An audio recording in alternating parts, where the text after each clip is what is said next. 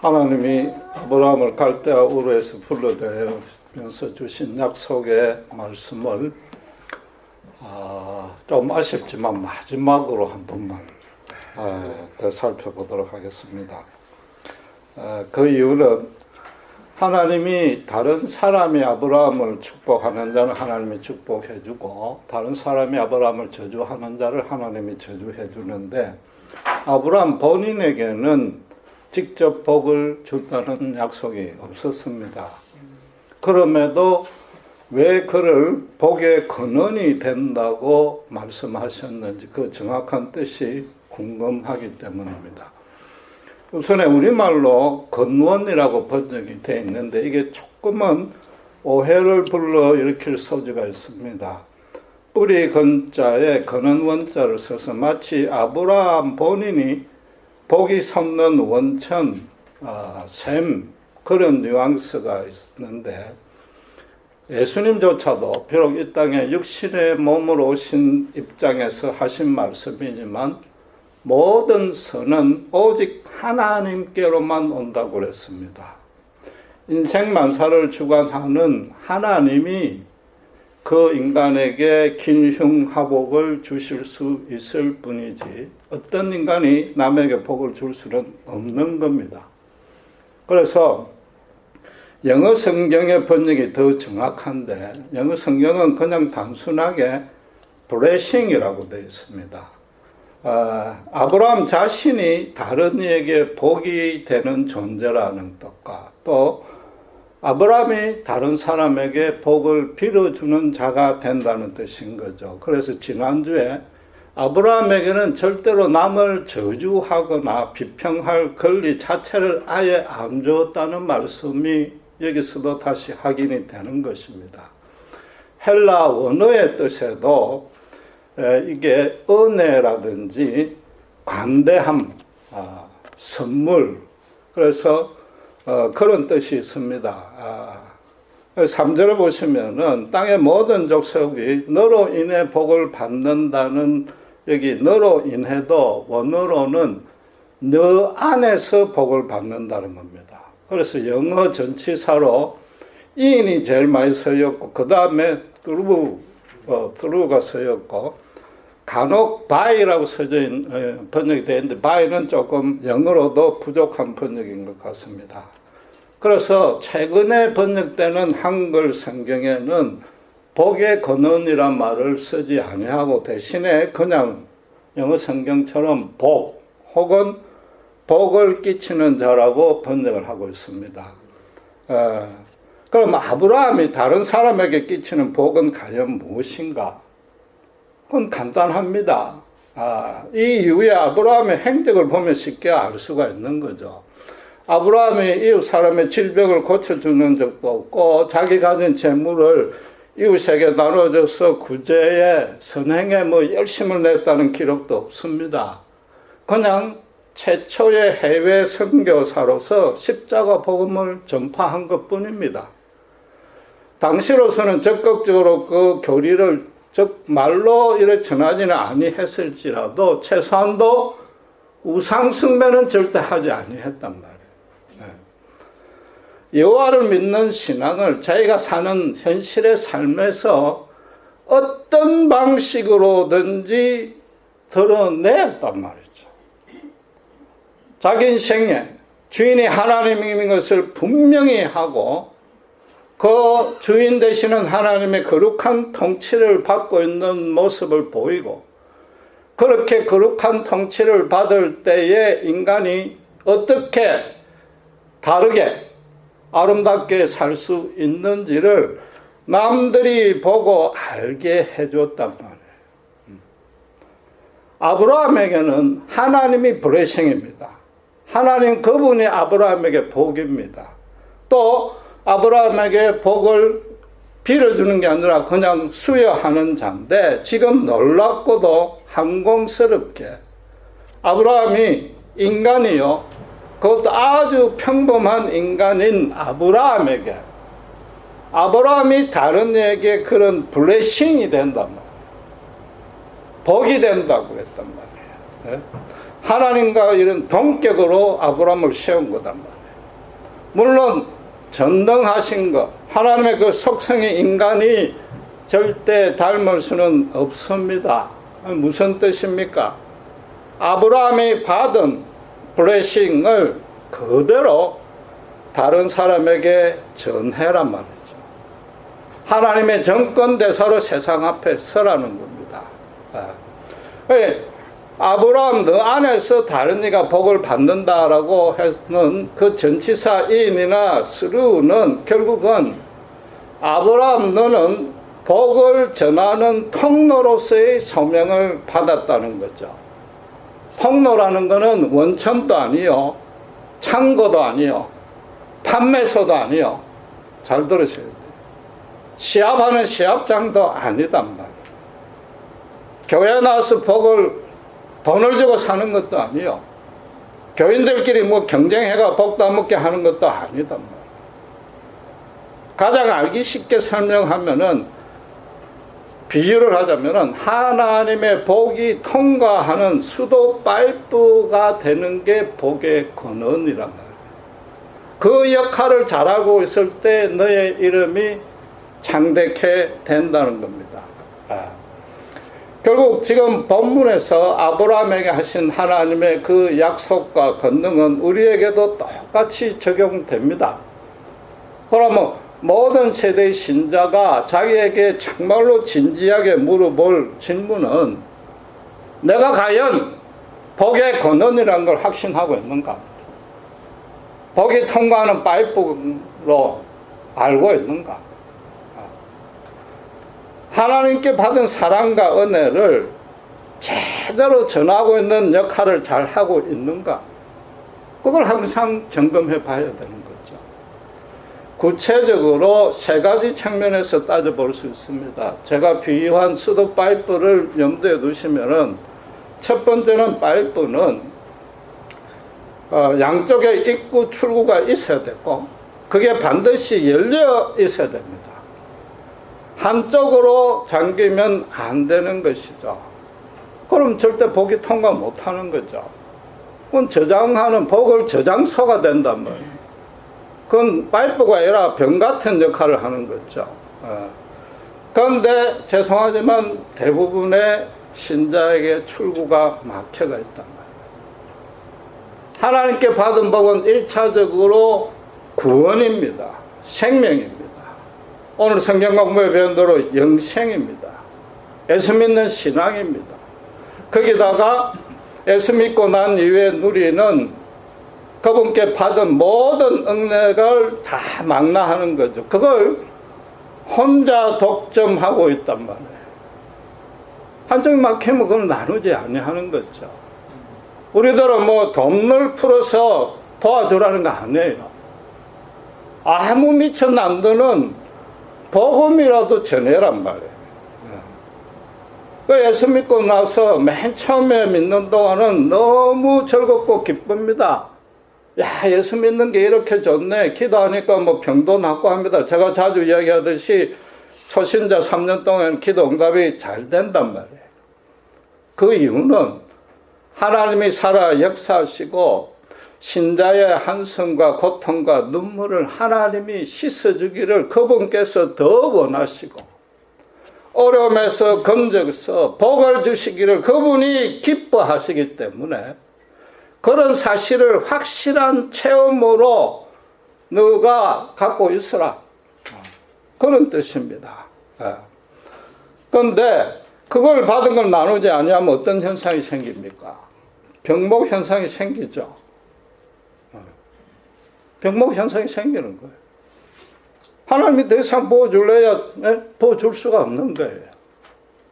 교회가 항상 수고하고 무거운 짐진 자들아 다 내게로 오라 내세우는 구호가 그건데, 그거 잘못 믿고 예수 믿고 나면은 고난이 없을까? 없고 복만 받는다 식으로 생각을 하니까 나누질 않는 거예요. 그럼 3년쯤 지나고 나면은 기도가 응답이 안 돼. 고난이 더 나.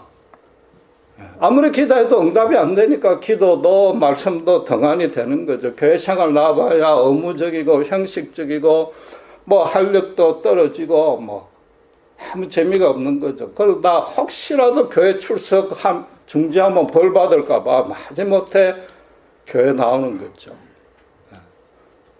병에 물이 고이면 그건 썩어 가는 겁니다. 그러니까 차츰 하나님 쪽에 있고 마저도 막히는 거죠. 하나님 부어줄래 더 부어줄 수도 없는 겁니다. 그런데 정확하게 따지면은 신자의 출구는 단 한 번도 막힌 법이 없습니다. 그 막혔다고 생각하는 건 본인이 착각이죠. 본인이 막고 있는 거죠. 신자들은 무슨 아프리카 땅끝까지 가라는 것도 아니요. 현재 있는 그곳이 땅끝인데 하나님 당신과 당신이 부어준 복을 나눠줄 수 있는 사람과 기회를 끊임없이 붙여주고 있습니다. 출구가 막힌 법이 없어요. 그런데도 기복주의에 젖어서 출구가 열린 줄도 모르고 자기 일 형통하는 거기만 하나님을 동원하니까 자기가 그 문을 닫고 있단 말이에요. 아무리 오랫동안 신앙생활을 해도 힘이 빠지는 거죠. 말씀과 기도를 적게 해서 힘이 빠지는 건 아니에요. 힘이 빠지니까 말씀과 기도를 더 보는데 말씀과 기도를 보는 이유를 모르는 거지. 왜 말씀을 봐야 되고 왜 기도해야 되는지 모른단 말이에요. 하나님은 신자가 막아놓은 그 출구를 하나님은 막아놓은 적이 없어.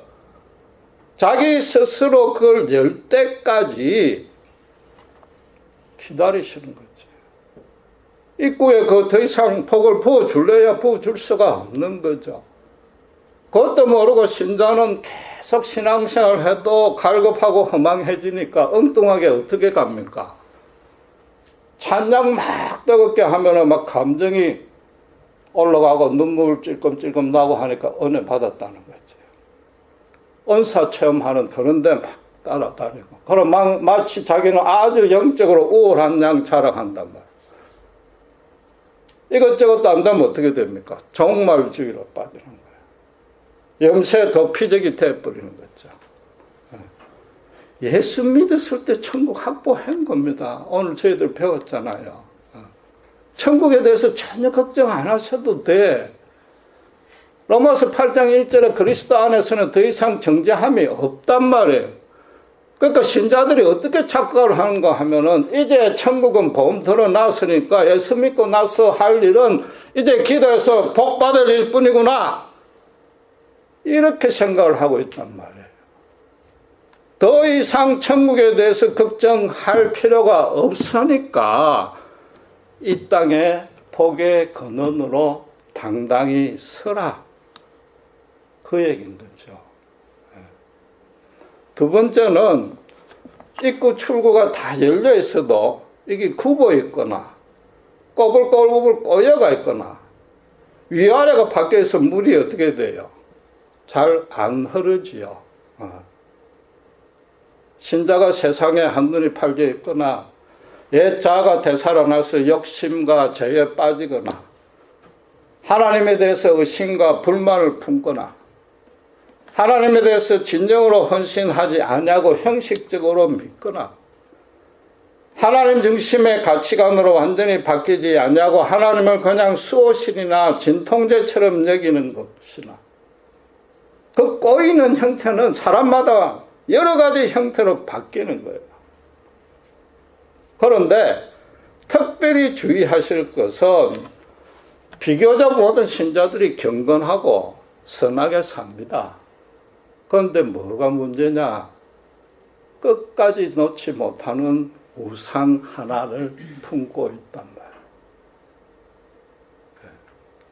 하나님 다른 건 다 포기해도 이것만큼은 포기하지 않겠다고 붙드는 게 몇 가지씩은 있단 말이에요. 대부분의 신자의 가장 큰 문제가 그런 거죠. 이스라엘 백성들이 사사시대나 그 이후에 왕국시대 때 실패한 원인은 뭡니까? 그들은 여호와 신앙을 경건하게 유지했습니다. 제사도 잘 지냈습니다. 특별히 다른 이방족 속보다 윤리적으로 도덕적으로는 아주 뛰어나게 살았습니다. 여러분 오해하지 마세요. 대신에 뭐가 잘못이었느냐? 여호와 신앙과 함께 다른 우상을 섬겼단 말이에요. 혼합주의. 주인을 둘러 모신 거죠. 구약 성경 전체에 보면은 하나님이 징벌하시는 첫째 이유, 아니 거의 유일한 이유가 뭐냐 하면은 우상숭배단 말이에요. 하나님과 재물을 동시에 같은 주인으로 섬기는 그것 때문에 벌을 준 겁니다. 하나님이 다른 건 다 용서해도 그것만큼은 용서 못한다. 내가 질투의 하나님이다. 제발 엄란하게 섬기지 마라. 그 얘기가 구약 성경에 전부 다 나오는 얘기예요. 결국 성경이 말하는 인간의 부류는 딱 두 가지입니다. 엄격히 말하면 세 가지죠. 하나님을 주인으로 삼느냐, 재물을 주인으로 삼느냐, 그걸 둘 단번에 같이 삼느냐. 성경이 이야기하는 그 얘기예요. 그 중에 어느 것이 너가 갈 길이냐. 정확하게 정해라는 거죠. 하나님만 정말로 주인으로 삼았을 때 성경에 약간의 가장을 섞었지만 어떻게 복을 약속합니까? 너가 살 곳이 없을 정도로 하늘에서 복을 부어주겠다 그러잖아요. 이게 선악과 때부터 예수님의 십자가 때까지 똑같은 얘기입니다. 다른 건 살인죄까지 다 용서해 준다고 그러잖아요. 하나님만 주인으로 삼아라. 그걸 하도 잘 모르고 엉뚱한 짓을 하니까 가장해서라도 제발 좀 알아먹으라고 하늘에서 살 곳이 없도록 부어준다 그런단 말이에요. 오죽하면은 하나님이 호세아 선지자를 통해서 어떤 말씀을 하십니까? 이 백성이 망하는데 종교가 없어서 망한다고 그럽니다. 제사 안 지내서 망한다 그러지 않습니다. 도덕적 죄 때문에 망한다 하지 않습니다. 당신의 말씀이 가려서 당신에 대해서 잘 모르니까 말씀과 기도를 보아도 엉뚱한 뜻으로 말씀과 기도를 보니까 말씀과 기도를 통해서 하나님 그분의 길이와 넓이와 높이와 깊이를 가름해 볼 생각을 전혀 안 하는 거죠. 그분이 얼마나 강대하신 분인가. 지금 이 본문에 지금 제가 6번째가 5번째 하고 있는데 복의 근원이라는 의미 자체도 잘 모르고 있단 말이에요. 하나님을 오직 자기 형통하는 데만 동원하니까 파이프가 굽어 있는 거죠. 이게 참 아이러니한 일입니다. 하나님은 분명히 신자를 어려움에서 구해주시기를 하나님이 더 원하십니다. 그런데 거기에만 모든 믿음을 집착을 하고 하나님이 그런 분이라고만 알면 어떻게 됩니까? 하나님을 잘 모르는 거지. 일부만 아는 거죠. 엄격히 말하면 이방인들의 믿음하고 똑같단 말이에요.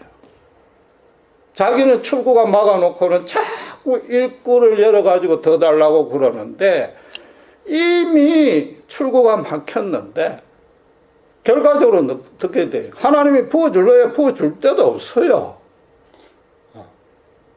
호시아 선지자는 지금 그걸 한탄하고 있는 거예요.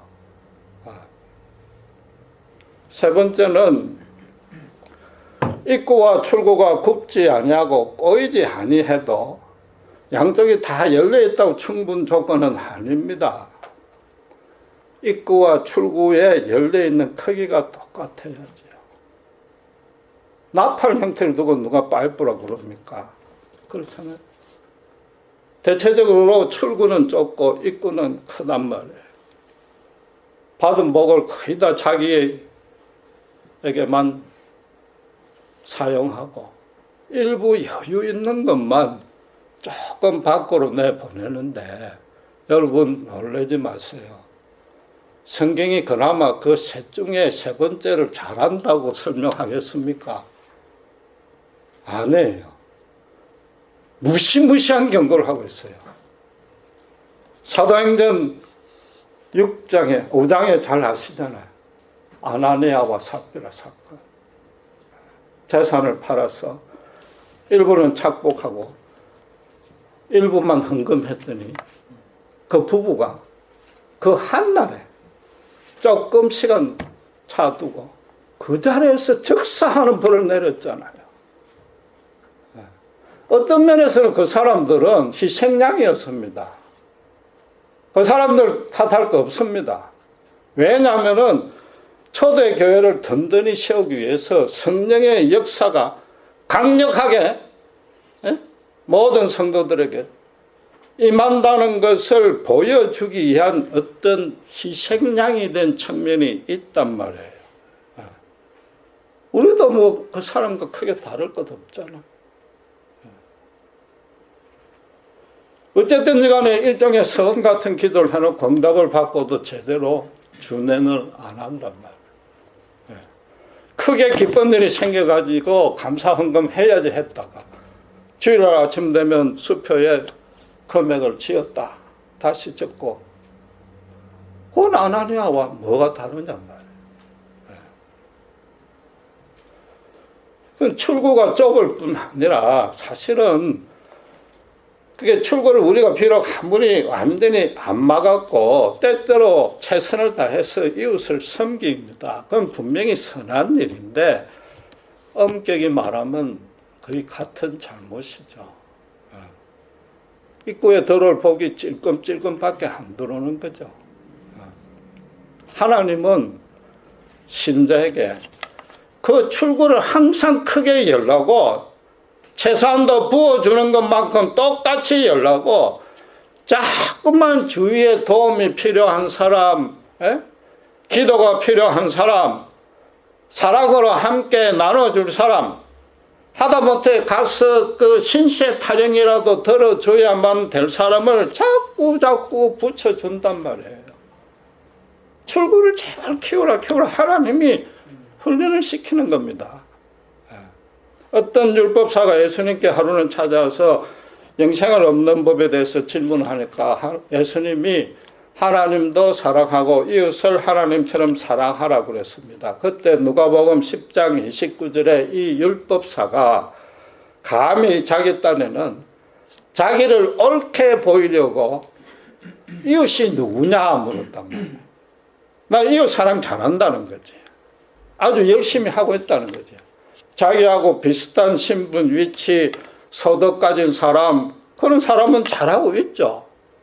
잘 사랑하고 있으니까, 내 이웃 사랑까지 잘했으니까 영생 얻지 않느냐 자신 있게 물었더니 예수님이 그때 어떤 비유를 들었습니까? 선한 사마리아인의 비유를 들었죠. 그래서 거기서 그 비유가 착한 일 하라는 게 아니라 이웃의 범위에 대한 얘기입니다. 이웃이 누구냐 물으니까 예수님이 이웃의 범위를 어디까지 확대했습니까? 생전 처음 만나는 사람, 그냥 고통 중에 있는 사람, 도움이 필요한 사람, 그 모든 사람이 다 이웃이라고 답을 했단 말이에요. 예수님이 비록 비유이긴 하지만 그 주인공을 의도적으로 누구를? 사마리아인을 세웠습니다. 유대인들이 아예 인간 말종이라고 민족 배반자라고 상정도 안 하는 사마리아인이 그 도움을 줬는데 율법사와 똑같은 제사장은 도움도 안 주고 그냥 지나쳤더라 이거죠.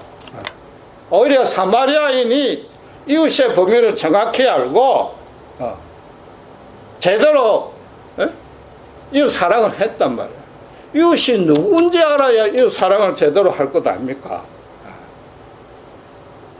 그냥 우리 매일 만나는 그 사람 이웃이 아니죠. 지금 예수님, 물론 이웃 안에 포함이 되지만 예수님은 이웃의 범위를 그렇게까지 확대했단 말이에요.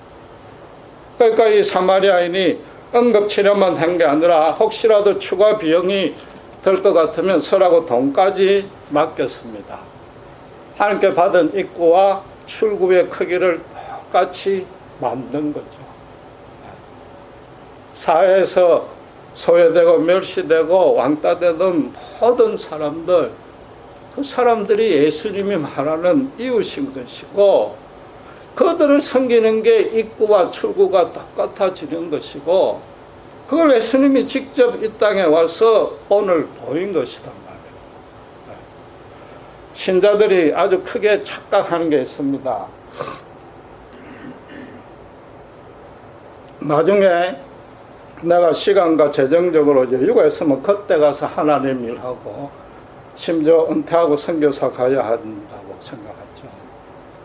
내 믿음이 내가 생각해도 아주 미숙하고 인격적으로 내가 남 앞에 나설 정도 그릇도 안 되고 괜히 전도하고 봉사한다고 설치다가 말 많은 이민사에서 잘난 채 생색낸다고 뒤에서 딴소리 들으려고, 뒤에서 딴소리 들으면은 우리 교회와 목사와 우리 성도들한테 예수님한테 먹칠할 것 같고 그런 판단으로 하고 나중에 여유되면 한다는데 그건 너무나 착각입니다. 어리석은 겁니다. 그건 겸손도 아니고 엄격히 말해서 신앙도 아니에요. 교만한 겁니다. 교만. 어떤 인간도 평생을 두고 우리가 죄에 싸우고 피 흘리까지 싸워야 되지만 어떤 사람도 남들보다 뛰어나게 조금 평균 이상으로 나아질 수 있는 사람 없습니다. 그렇게 생각하는 그게 기독교 신앙과 반대입니다. 그건 불신앙입니다. 서두에 말씀드린 대로 모든 선은 하나님께로 나옵니다. 내가 열심히 해서 노력해서 잘 선해질 수 있다는 생각은 불신자들 생각입니다. 우린 그걸 버린 게 신자입니다. 예수님도 뭐라고 그랬어요? 사람의 속에서 나오는 건 거짓과 음란과 계시일 뿐이란 말이에요. 물론 예수 믿고 나면은 빈도와 세기에서 우리가 앞번 짓은 아무래도 덜하지만은 남들에게 떳떳하게 나설 만큼 우리가 인격적으로나 영적으로 저를 비롯해서 완성된다고 생각하시면 그건 불신앙입니다. 교만입니다. 그냥 지금 이 자리에서 있는 자리에서 하나님께 받은 복, 하나님 그분, 그걸 그냥 있는 그대로 전하면 됩니다. 신학 몰라도 되고 교리 몰라도 돼요. 내가 만난 하나님, 내가 복음 하나님, 내가 들은 하나님을 전하는데 내 체험을 전하는데 왜 신학과 교리가 필요하냔 말이에요. 신학과 교리를 잘 아는데도 그래 안 하면 오히려 그 사람의 믿음을 의심해 봐야 되는 거죠. 초대교회 교회 신자들이 교리도 없었고 성경도 몰랐고 어신칭의 이영자도 몰랐고 정말로 자기들이 만진 바들은 예수 그리스도의 부활과 그 예수 믿고 난 이후에 삶에서 체험했던 하나님의 사랑과 은혜를 그냥 가감없이 언제 누구에게나 나눴단 말이에요. 하나님과 개인적으로 인격적으로 교제하고 동행하는 기쁨이 너무 크니까 이거 진짜 신나고 좋은 일이다. 제발 이거 좀 우리도 같이 기뻐하자라고 초대했단 말이에요. 그러니까 신분, 소속, 계급, 이웃의 구분을 완전히 무너뜨리고 어떻게 로마 왕족이 이방 노예하고 브라더 앤 시스터로 불렀단 말이에요. 지상에서 천국이 형성된 거죠. 현재 우리 경제 상황이 힘들고 미국에 살려면 참 빠듯합니다. 차도 2대 있어야 되고 집에 몰개지도 갚아야 되고 아이들 교육비 들고 뭐 의료보험, 교육보험, 은퇴연금 넣어야 되고 가끔 외식도 해야 되고 여행도 해야 되고 도무지 여유가 없는 건 사실입니다. 그러나 그 가운데도 잘 살펴보면은 당장 필요 없는 것들 사서 모으는 사람도 있고 꼭 안 해도 될 일 거기에 시간 낭비하는 사람이 있단 말이에요. 제가 잘 아는 여자 전도사님이 LA에 한 분 계시는데 이분은 무조건 남에게 퍼줍니다. 차 안에 뭐 온갖 물건들이 다 있고 길 가다가 뭐 힘든 사람이 있으면 자기 옷도 벗어주고 주머니에 있는 돈도 다 줍니다. 여자 전도사 월급 대봐야 얼마나 되겠습니까? 남편 목사님은 멕시코에서 선교하고 계시고 결혼 안 한 미혼 따님하고 조그만 투베드 아파트에 서로 쉐어하고 사는데 그렇게 주고 주는데도 하나님이 채워주셔. 주위 어려운 사람을 위해서 간절히 기도하고 있으면은 꼭 그 사람에게 필요한 것, 넘치지도 아니하고 부족하지도 아니한 것, 누군가 전혀 모르는 사람이, 아니죠, 교회 안에 있는 사람이겠죠. 아는 사람인데 그 사람 사정을 전혀 모르는 사람인데 또 필요한 걸 갖다 주는 거예요. 차가 없어서 고생하는데 어떤 사람이 중고차를 그 사람을 위해서 기도하고 있는지도 모르는데 중고차를 갖다 주는 거예요. 제가 옆에서 그런 경우를 많이 봤습니다. 저희한테도 맨날 갖다 줘. 우리는 또 그걸 돌려, 다른데. 시간과 여유가 있어서 내가 성숙되고 난 뒤에 하나님의 일을 하겠다. 남을 돕겠다. 이건 다른 종교와 불신자들의 생각입니다. 남는 걸로 남을 도우잖아요. 기독교는 다른 거단 말이에요. 내가 내 스스로 완성할 수 없는 겁니다. 나를 성숙시키고 완성시키는 것은 하나님이시요. 내가 남을 도우고 싶다는 마음을 주시는 이도 하나님이시요. 그런 사람을 붙여주시는 이도 하나님이시고. 그렇기 때문에 그런 기회와 사람을 만나면은 즉각 순종하셔야 됩니다. 그것 말고는 신자가 자랄 방도가 없습니다. 그 일만이 신자가 성숙할 수 있는 유일한 길입니다. 그 일을 안 하고 내가 성숙되면은 돕겠다, 이건 말이 안 된단 말이에요. 다이어트는 맨날 하는 말이 from tomorrow잖아요. 순종과 믿음은 right now입니다. 그 순종을 맨날 from tomorrow라고 생각하고 있으니까 하나님이 죄송하지만 다이어트해서 복을 주는 거죠. 부으려 해요. 부을 데가 없잖아요. 출구를 열어놔야죠. 적각 순종하지 아니하면 부을 데가 없단 말이에요. 적각 순종을 하면은 내 자원과 내 능력이 아니요, 내 믿음과 내 은혜가 아니고 하나님이 충분히 감당할 수 있도록 자원도 주시고 믿음도 주십니다. 은혜도 주십니다. 바울이 내게 능력 주시는 자 안에서 내가 무슨 일인지 할 수 있다고 그랬는데 바울이 그 뒤에 출세했습니까? 형통했습니까? 자기 병도 못 고쳤잖아요. 바울의 행거는 오직 복음만 나눈 것이단 말이에요. 얼마든지 공짜로도 할 수 있는 것이단 말이에요. 내가 영적으로든 현실적으로든 인격적으로든 잘할 수 있는 길은 하나님께 적각 순종하는 겁니다. 그 외에는 다른 길이 없습니다. 출구를 활짝 열어야 하나님의 은혜를 받습니다. 물론 이게 정말로 어려운 일입니다. 저부터도 힘든 일이고 평생 노력해도 힘든 세상 힘듭니다. 그러나 우리가 세상에서 불려 나와서 복의 근원으로 세워졌다. 예수 믿는다는 의미, 예수가 믿는 신자가 되었다는 특권, 내가 지금 어떤 자리에 서 있는지 그건 분명히 아셔야 될 거 아니에요. 얼마나 얼마나 대단한 일인지 모릅니다.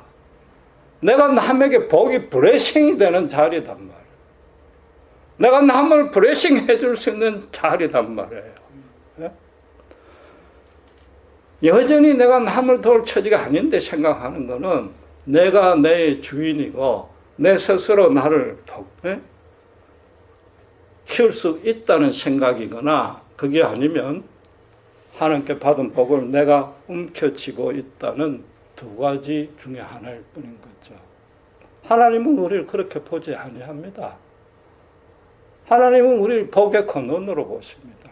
더 정확히 말하면은 우리가 그런 그릇이 안 된다는 것조차도 하나님이 알고 계십니다. 그러니까 자꾸만 출구를 넓히라고 너가 안 되면 내가 해준다니까.